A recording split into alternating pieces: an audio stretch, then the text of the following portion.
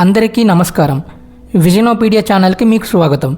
మన దేశంలో renewable energy కోసం జరుగుతున్న మైనింగ్ వల్ల ఏర్పడిన పరిణామాలపై మేము చేసిన ఈ వీడియోలోకి మనం వెళ్లే ముందు మా ఛానల్ని కనుక మీరు ఇంకా సబ్స్క్రైబ్ చేయకపోతే ఇప్పుడే సబ్స్క్రైబ్ చేసి మా నుంచి వచ్చే ఇంకా ఎన్నో ఆసక్తికర విషయాల్ని తెలుసుకోండి. భారతదేశ భవిష్యత్తు ఇక్కడ ఉన్న ఖనిజ సంపదపై ఆధారపడి ఉందని అందరికీ తెలిసిన విషయమే.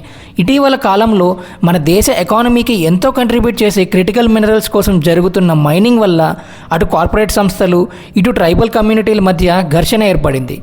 లిథియం, బాక్సైట్ మరియు కోల్ వంటి వనరులకు నిలయమైన అడవులను నిర్మూలించే పరిస్థితి ఏర్పడ్డ సందర్భంలో ఈ అడవులనే తమ ఇల్లుగా భావించే గిరిజన కుటుంబాలకు, కార్పొరేట్ సంస్థలకు మధ్య యుద్ధ వాతావరణమే నెలకొంది. మరి ఈ యుద్ధం దేనికోసం? భూమి కోసమా? కాదు. ఒకళ్ళ యుద్ధం ఖనిజ సంపదను బయటకు తీసి భారత్ను ఎనర్జీ రంగంలో తిరుగులేని శక్తిగా నిలపడానికైతే, ఇంకొకళ్ళ యుద్ధం ఈ మొత్తం ప్రక్రియలో నాశనమయ్యే తమ బతుకుల కోసం. ఈ సంఘర్షణ ఇప్పుడు ఏదో కొత్తగా ఏర్పడింది కాదు. తరతరాలుగా మనం చూస్తూ వింటూ వచ్చిన విషయమే ఇది. అప్పుడెప్పుడో 2009లో వచ్చిన అవతార్ సినిమా నుంచి మొన్న వచ్చిన గేమ్ చేంజర్ సినిమా వరకు ఇదే విషయాన్ని ఎన్నో సినిమాల రూపంలో మనం చూసాం. కానీ ఈ రోజుకి కూడా ఈ అంశం నిర్లక్ష్యానికి గురవుతూ వచ్చింది. ఇప్పుడు భారత్ ప్రపంచ ఖనిజ సంపదలో తమదైన భాగాన్ని సాధించాలని ఊవిల్లూరుతోంది. ప్రత్యేకించి చెప్పాలంటే గ్రీన్ టెక్నాలజీస్కి అవసరమయ్యే మినరల్ అయిన లిథియం ఎలక్ట్రిక్ వాహనాల యొక్క బ్యాటరీలలో వాడే అతి ముఖ్యమైన మెటీరియల్. ఈవీ రంగంలో ఇప్పుడిప్పుడే పుంజుకుంటున్న భారత్కు దీని అవసరం ఎంతో ఉన్న ఈ సందర్భంలో జమ్మూ అండ్ కాశ్మీర్ మరియు రాజస్థాన్లో లిథియం రిజర్వ్స్ మెండుగా ఉన్నాయని తేలడంతో ఆ ప్రాంతాల్లో లిథియం ఎక్స్ట్రాక్షన్ కోసం మైనింగ్ లీజ్ల ఆక్షన్లు కూడా ప్రారంభించింది భారత ప్రభుత్వం. ఈవీ రంగంలో అద్భుతమైన పురోగతి సాధించడానికి భారత్కు ఇదొక సువర్ణావకాశం.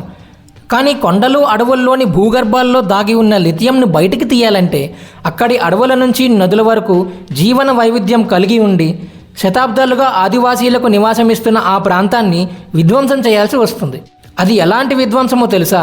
ఆ ప్రాంతమంతా అటవీ నిర్మూలనకు గురవుతుంది. భూగర్భ జలాలు క్షీణించిపోతాయి. అక్కడి ప్రజల సంస్కృతి, నాగరికత సమూలంగా చెరిగిపోతుంది. 2025 నాటికి వేదాంత, అదానీ, JSW వంటి అతిపెద్ద కార్పొరేట్ సంస్థలు వనరుల సంపన్న రాష్ట్రాలైన ఒడిషా, ఛత్తీస్గఢ్, జార్ఖండ్, మధ్యప్రదేశ్లో పూర్తిగా విస్తరించాయి.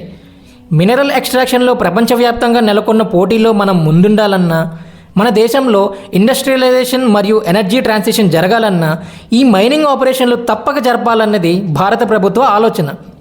ఇప్పుడు జరుగుతున్న మైనింగ్ ప్రాజెక్టులు ట్రైబల్ రీజియన్స్లో జరగడం వల్ల అక్కడ ఉండే ట్రైబల్స్కి అతి తక్కువ పరిహారం చెల్లించి బలవంతంగా అక్కడి నుంచి ఖాళీ చేయించడం వల్ల ఇండియన్ గవర్నమెంట్ యొక్క రీహాబిలిటేషన్ పాలసీపై ఎన్నో సంవత్సరాలుగా ఎన్నో విమర్శలు వెల్లువెత్తుతున్నాయి.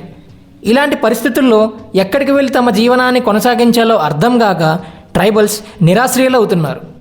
ఈ 2025 సంవత్సరంలోనే ఛత్తీస్గఢ్లోని హస్తియో అరణ్య, ఒడిశాలోని రాయగడ, మధ్యప్రదేశ్లోని దంతెవాడలో తమ భూమిని, సంస్కృతిని కాపాడుకోవడానికి ట్రైబల్స్ పెద్ద ఎత్తున నిరసనలు తెలియజేశారు. అక్కడ ఉండే గిరిజనులకు ఆర్థిక భరోసాని కల్పిస్తూ చేసిన ఎన్నో వాగ్దానాల నడుమ జరిగిన మినరల్ ఎక్స్ట్రాక్షన్లో తమ సమస్తం కోల్పోయామని ట్రైబల్స్ వాపోతున్నారు. గతంలో ఛత్తీస్గఢ్లో ఉన్న హస్తియో అరణ్య యొక్క 1,70,000 ఎకరాల భూమిని అదానీ ఎంటర్ప్రైజెస్ యొక్క కోల్ మైనింగ్ ప్రాజెక్టులో భాగంగా లోకల్ రిఫరెండమ్స్ మైనింగ్ని రిజెక్ట్ చేసినా సరే ఎమర్జెన్సీ ఫారెస్ట్ క్లియరెన్సెస్ ద్వారా అక్కడ బ్రతుకుతున్న గోండు గిరిజనుల్ని తరిమివేయడంతో ఓ దశాబ్దం పాటు జల్ జంగల్ జమీన్ హమారా అంటే నీళ్లు, అడవి, భూమి మావేనంటూ తమ నిరసనలు వ్యక్తం చేస్తూనే ఉన్నారు. గ్రీన్ ఎనర్జీ కోసం మన దేశ ప్రభుత్వం భవిష్యత్తును దృష్టిలో ఉంచుకుని ముందుకు అడుగులు వేస్తోంది. అయితే ఎంత మూల్యానికి ఈ గ్రీన్ ఎనర్జీలో పురోగతి సాధించగలం అన్న ఇబ్బందికర ప్రశ్న ఇప్పుడు ఎదురవుతోంది. పవర్ ఎలక్ట్రిక్ వాహనాలకు, సోలార్ ప్యానెళ్లకు, బ్యాటరీ స్టోరేజ్కు అవసరమయ్యే మినరళ్లకు ఏర్పడిన డిమాండ్ వల్ల మన దేశంలోని అత్యంత పర్యావరణ సున్నిత ప్రాంతాల్లో మైనింగ్ ఆపరేషన్ చేయాల్సిన అవసరం ప్రభుత్వానికి ఏర్పడింది. భవిష్యత్తులో భారత్ బొగ్గు, ఆయిల్ వంటి ఫాసిల్ ఫ్యూయల్స్పై ఎక్కువగా ఆధారపడకుండా ఎలక్ట్రిక్ వాహనాలను భారత్కు తీసుకురావడంపై, రెన్యూవబుల్ ఎనర్జీ ఇన్ఫ్రాస్ట్రక్చర్ను ఏర్పాటు చేయడంపై మన ప్రభుత్వం ప్రత్యేక దృష్టిని సారించింది. మరి ప్రభుత్వం అనుకున్నది చేయాలంటే లిథియం, కోబాల్ట్ వంటి ఖనిజ వనరుల్ని గుర్తించి అక్కడ మైనింగ్ ఆపరేషన్ చేసి తద్వారా వివిధ ఇండస్ట్రీల్లో వాటిని వాడుకోవడం. గతంలో వేదాంత గ్రూప్ సంస్థ వారు ఒడిశాలోని నియామ్గిలి హిల్స్లో బాక్సైట్ మైనింగ్ను ప్రారంభించగా అక్కడ కొండను దేవుడిగా కొలిచే డోంగ్రీ కొండ్ గిరిజన తెగ నుంచి భారీ ఎత్తున ప్రతిఘటన ఎదురైంది. దీనితో 2013లో సుప్రీంకోర్టు ట్రైబల్ రైట్స్ని సమర్థిస్తూ వెంటనే ఆ ప్రాజెక్టుని ఆపివేసింది. మనకి రెన్యూవబుల్ మరియు గ్రీన్ ఎనర్జీ వంటి అంశాల్లో పురోగతి సాధించడం ఎంత అవసరమో మన పర్యావరణాన్ని గిరిజనుల్ని కాపాడడం కూడా అంతే అవసరం. భారత్ వంటి ప్రజాస్వామ్య దేశంలో ప్రతి ఒక్కరికి దేని గురించైనా ప్రశ్నించే హక్కు ఉంది. వేల మంది యొక్క జీవనం ముడిపడి ఉన్న అడవుల్ని కొండల్ని విధ్వంసం చేసి వారికి అన్నిటికీ కారణమవడం సరికాదు.